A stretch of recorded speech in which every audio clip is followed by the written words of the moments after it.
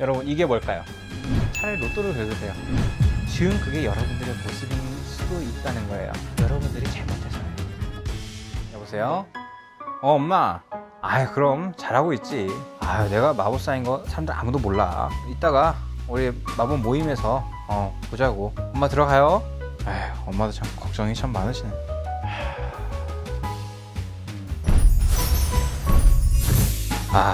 부모님이 마법사라 유전으로 이 마법을 부리고 살 수 있으니 참 세상 살기 편하구만. 편해.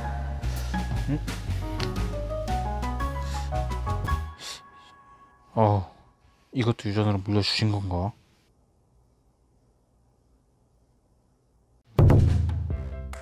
여러분, 이게 뭘까요? 좀 이따 소개해드리겠습니다. 다들 명쾌 한방 구독, 좋아요, 알림 설정 꼭 항상 해주시고요. 제가 오늘 갖고 온 이 두 개는 논문입니다. 화질이 좋으면 잘 보일란가 모르겠는데, 이게 뭐냐면 제가 2019년 2월에 한의사지만 이제 의학대학원에서 의학 박사 학위를 받으면서 쓴 논문이에요. 그래서 그 논문을 가지고 국제 저널에 등재를 해가지고 SCI 저널이라고 하죠. 거기서 이제 등재가 성공적으로 된 논문입니다. 오늘은 논문 자랑하러 나왔나요? 자랑도 자랑이지만 정확하게 말하면 이 논문의 내용에 대해서 얘기를 하려고 하는 거예요. 그러면은 왜 명쾌한방에서 굳이 의학 박사 논문을 하필이면 자랑을 하느냐? 여러분, 대사증후군이라고 들어보셨습니까?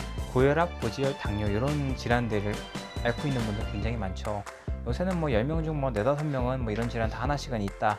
경계성까지 포함하면 70~80%다 라고 얘기를 할 정도로 굉장히 많은데, 대사증후군에 대한 정의에 대해서 좀 굉장히 많아요. 굉장히 많은데, 대사증후군의 정의에 대해서는 이제 캡처한 장면들을 이제 올려드리도록 하겠습니다. 그럼 그걸 보시고 판단하시면 되는데, 대사증후군이 있는 사람들은 대부분 소변의 산성도가 굉장히 높다라고 하는 그런 실험이 있었어요. 그래서 그걸 갖다가 정말 그럴 것인가에 대해서 우리나라에서 안성과 안산, 어떤 지역이, 안산은 도시, 안성은 도농이 복합되어 있는 곳이죠. 그런 곳에서 10,000명, 정확하게는 1038명이에요.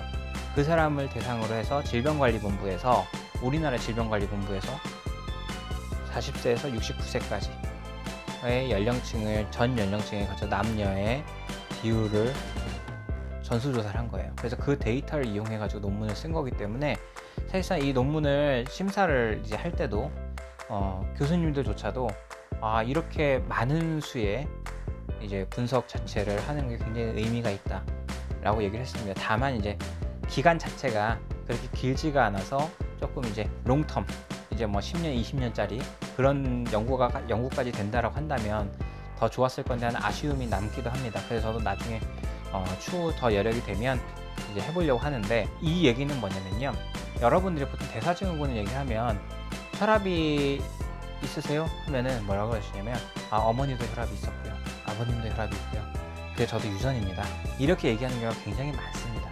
그런데 이렇게 쭉 조사를 해보니까요, 유전보다는 대부분 후천적인 식습관이라든가 아니면은 흡연, 그 다음에 밤낮이 바뀌는 생활, 이런 생활 리듬 있죠. 그런 거가 어그러진 사람들에서 훨씬 높은 비율로 대사증후군이 나타납니다.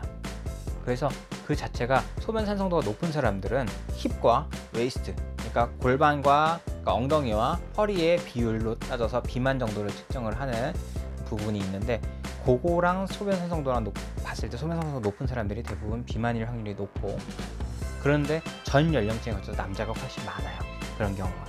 근데 여자들이 갱년기 지난 이후 고령으로 가면 갈수록 폭증합니다. 그러면은 결국에는 이게 무슨 얘기일까요? 유전보다, 물론 유전적인 요소도 있겠죠. 유전적인 요소도 없다고 할 수는 없어요. 다만 그 연관성보다는 상당수 10,000명이나 되는 대인구를 조사를 했더니, 그런 부분보다는, 유전적인 부분보다는 실제적 후천적으로 생활습관과 먹는 거, 자는 거, 이런 부분들의 영향이 굉장히 크다는 겁니다. 그러면 여러분들이 아픈 이유는 뭐예요? 여러분들이 잘못해서예요. 너는 잘하고 있냐? 저도 잘못했기 때문에 저도 조심하려고 노력하고 매일매일 혼자서 침 맞으면서 노력하고 있습니다. 노력하고 있는데, 그거에 대해서 여러분들도 유전자에 각 있는 거면 어때요? 약간 좋은 글씨? 약간 이런 느낌으로 뭔가 극복할 수 없는 그런 느낌의 불가항력적인 이런 느낌이 있으실 건데, 실제로는 그런 부분도 있지만 취약한 부분은 얼마든지 음식으로서 약으로서 커버할 수가 있다는 거예요. 그러면은 생활 습관과 그 다음에 먹는 음식과 이런 부분들을 조절을 해서 비만이라든가 이런 체중 조절, 그 다음에 혈당 조절, 그 다음에 트리글리세라이드라든가 아니면 콜레스테롤 이런 수치들에 대한 조정, 이런 게 성공적으로 되기 시작하면 사실상 여러분들이 알고 있는 대사증후군이라고 하는 것들은 많이 극복될 수가 있어요.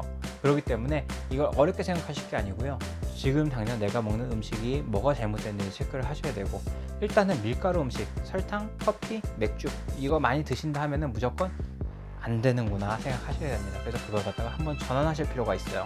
어쩔 수 없이 먹어야 될 땐, 제가 예전에 우대 베이커리 사장님과 찍었던 것처럼 에일 종류의 맥주를 가능하면 좀 드시는 게 좋겠고, 그 다음에 빵을 드시더라도 밀가루보다 쌀로 만드는 걸 드시는 게 좋겠고요.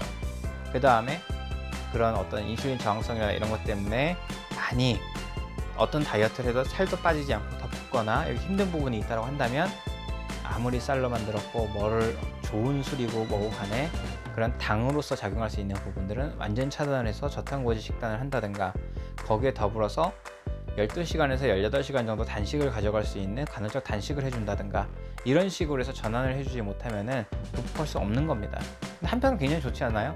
이게 내가 조심만 하면, 내가 조심하고 극복하면 좋아진다는 거죠. 여러분들 건강검진 받으러 갈 때 기분이 어떤가요? 어떤 분은 그 얘기예요. 건강검진만 받으러 가면 시험 보러 가는 느낌이라고. 그쵸, 뭔가 내 1년의 생활을 평가받는 느낌이잖아요.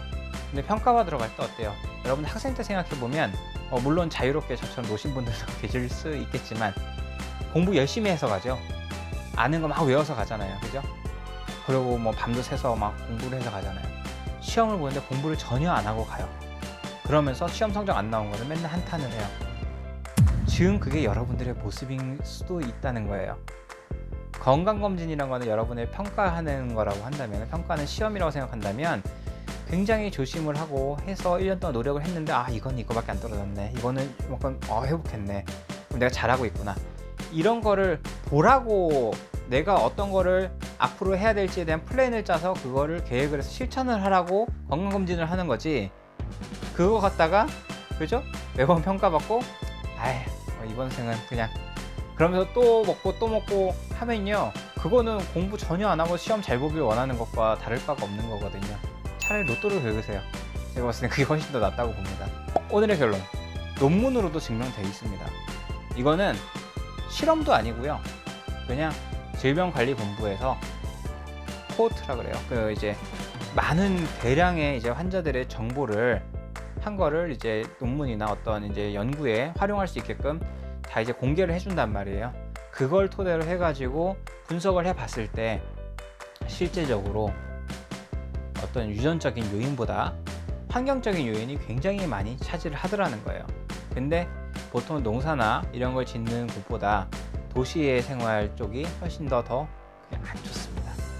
그렇다는 거는 서구화되고 도시화되고 생활도 편리해지고 다 좋으나, 그걸로 인해서 우리가 잃고 있는 게 뭔지 생각해 볼 여지가 충분히 있는 것 같습니다. 우리 어렸을 때 과자 먹을 때 어땠어요? 저는 뭐 사또밥, 그죠? 보레밥, 이런 거, 인디안 밥 이런 거 생각나요. 자꾸 밥만 생각나요. 밥을 먹고 싶은가 본데요. 근데 그때 과자를 먹고 나면 손에 기름기가 번들번들 했던 기억이 나요. 근데 요새 과자는 어떻습니까? 기름기보다는 굉장히 단맛만 나죠. 그런 것처럼 뭔가 지방이나 이런 걸로써 어느 정도 과자나 이런 게 만들어지다 고소한 맛 위주로 되다가, 그게 지방이 안 좋다는 인식이 생기면서부터 과당이 듬뿍 들어간 과자 종류가 만들어지기 시작했단 말이죠. 그걸로 인해서 우리의 애기들도 정말 그냥 과자는 좀 즐기면서 먹이고 그래도 되는 음식이 아니라, 그걸로 인해서 메인 식사조차도 제대로 못하게 되고, 메인 식사의 영양소나 이런 부분도 오히려 빠져나가게 되고, 이런 안 좋은 악순환에 거기서 빠지기도 합니다. 그래서 저는 환자분들 중에서, 애기들 중에서 특히 10살 이하인데 대사증후군 진단받은 애기들이 있어요. 끔찍하죠. 근데 이제 어머니 하는 말이 그거예요. 얘는 밥을 너무 안 먹으려고 그래서 뭐라도 먹게 하려고 하면은 맨날 빵 같은 거 먹고 과자 같은 거 먹고, 그거 조금 먹고 나면 밥은 절대 안 먹어요. 제가 봐서는요, 그거는 어머니부터 다 바꾸셔야 돼요. 가족 식단 자체를. 그리고 그분이 한마디 더 했던 게 뭐냐면, 얘 아빠는 굉장히 건강한데 맨날 아침마다 빵을 먹고 빵이 없으면 화를 낸대요. 그러다 보니까 애들도 당연히, 아니, 어른도 옆에서 안 지키는데 애가 그거를 지킬 이유가 있을까요? 다행히 아버님은 건강해서 그랬다고 할지 몰라도 제가 논문 통해서 증명했듯이 대사증후군은 환경에 따라서 굉장히 많이 좌지우지 됩니다. 그래서 애기도 애기지만 본인 또한 언젠가 망가질 수 있는 부분이 있어요. 그렇기 때문에 항상 조심하셔야 됩니다. 그래서 우리 환경을 깨끗하게 하는 게 청소만이 아니고요, 쓰레기 청소하고, 이게 밖에 있는 쓰레기만 청소하는 게 아니라 내 몸의 환경을 청소하는 거, 그게 대사증후군을 예방할 수 있는 길입니다.